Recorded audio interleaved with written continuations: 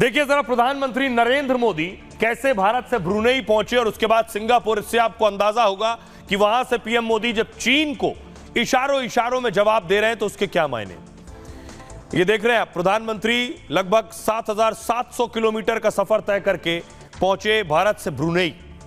Brunei के बाद इसे आगे सिंगापुर का सफर तय करना था। 5,800 किलोमीटर की उड़ान भर के सिंगापुर पहुंचे। अब सोचिए चीन इन इलाकों में अपनी धमक दिखाता है और जताता है, उसका क्या मकसद है। लेकिन कुछ तस्वीर मैं आपको दिखाऊं कि कैसे प्रधानमंत्री नरेंद्र मोदी, ये आप देख रहे हैं ब्रुनेई की तस्वीर है। जब ब्रुनेई गए वहां उनका भव्य स्वागत किया गया।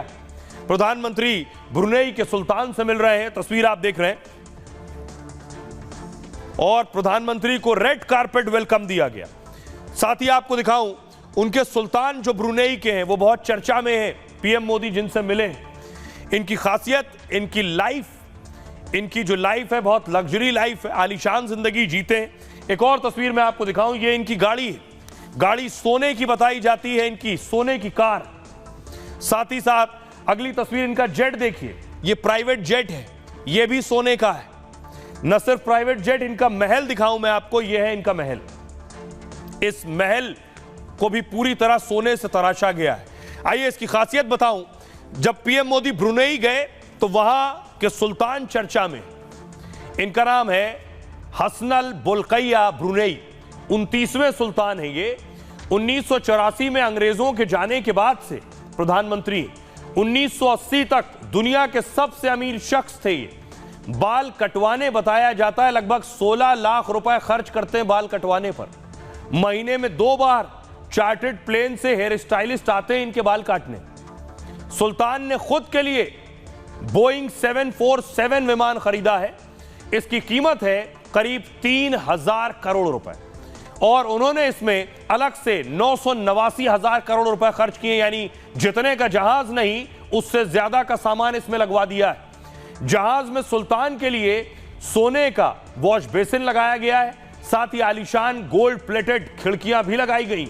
विमान के फ्लोर पर सोने के तारों वाली हाथों से बनी कालीन बिछी हुई है। सुल्तान जब बनेंगे तो 1.4 अरब, लगभग 1.5 अरब डॉलर का यह महल बनवाया इन्होंने। सुल्तान के महल में 1700 कमरे हैं, 22 कैरेट सोने का गुंबद है, महल की दीवारों पर सोने का पानी चढ़ा है। सुल्तान का यह महल दुनिया का सबसे आलीशान महल है। इसके साथ ही महल में 800 गाड़ियों के लिए गैराज बनाया गया है। 20 लाख वर्ग फीट में फैला महल गिनीज वर्ल्ड रिकॉर्ड में भी दर्ज है। सुल्तान के पास दुनिया में सबसे बड़ा निजी कारों का संग्रह भी है। इस कार संग्रह में 450 फरारी और 380 बेंटले कार शामिल है। सुल्तान के पास पोर्शे 911 जैसी बेशकीमती कार भी मौजूद है। राजा के पास बताया जाता है 500 रोल्स रॉयस है, जिनमें से एक पर सोने की परत चढ़ी है। 2007 में उन्होंने इस कार को बेटी की शादी के लिए खरीदा था। यह है इनकी खासियत। अब ब्रुनेई आपको लिए चलते हैं। ब्रुनेई देखिए है कैसा, दिखता कैसा है। ये ब्रुनेई की तस्वीर है, ये आप देख रहे हैं, ये पूरा शहर है, ये सुल्तान का महल है। इससे आपको अंदाजा होगा सुल्तान की जिंदगी, उनकी लाइफ किस तरह से वो जीते।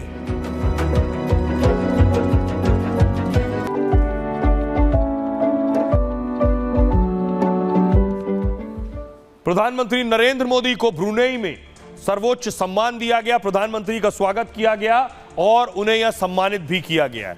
आपको ब्रुनेई के बारे में बताऊं मैं, जो बातें बहुत कम लोग जानते हैं। ब्रुनेई से प्रधानमंत्री मोदी सिंगापुर दौरे पर पहुंचे हैं आज। ब्रुनेई के राजा ने मोदी को अपने देश आने का दरअसल न्योता भेजा था। सुल्तान हसनल ने के इसी निमंत्रण पर प्रधानमंत्री मोदी ब्रुनेई पहुंचे। किसी भी भारतीय प्रधानमंत्री से ने यह पहली ब्रुनेई यात्रा की है। ब्रुनेई शरिया का पालन करने वाला एक छोटा सा इस्लामिक देश है। यह देश डिफेंस, ट्रेड, एनर्जी और स्पेस में भारत के लिए खास है। तेल निर्यात ही ब्रुनेई की अर्थव्यवस्था का सबसे अहम हिस्सा है। ब्रुनेई के सुल्तान को आलीशान जिंदगी के लिए दुनिया में जाना जाता है। तेल के निर्यात ने ब्रुनेई को प्रति व्यक्ति आय में टॉप देश बनाया। 2023 में यहां प्रति व्यक्ति आय 24,46,000 रुपए थी, जबकि भारत में प्रति व्यक्ति आय 1,87,000 रुपए है। अर्थव्यवस्था मजबूत होने से ब्रुनेई में शिक्षा और स्वास्थ्य सेवा फ्री है। तेल से होने वाली कमाई को ब्रुनेई अलग अलग जगह भी इन्वेस्ट करता है। आपको बताऊं कि ब्रुनेई को दुनिया में टैक्स हेवन के रूप में जाना जाता है। इस देश में पर्सनल इनकम टैक्स कोई नहीं देना पड़ता है। यह नियम यहां के नागरिकों के साथ ही प्रवासियों पर भी लागू होता है, यानी कोई टैक्स नहीं देना है। इसके अलावा ब्रुनेई ने बैंकिंग की गोपनीयता सख्त रखी है। इससे विदेशी टैक्स एजेंसियों को ब्रुनेई में खातों की जानकारी नहीं होती है और इसी वजह से यहां दुनिया के लोग खातों में पैसा रखना सुरक्षित मानते हैं।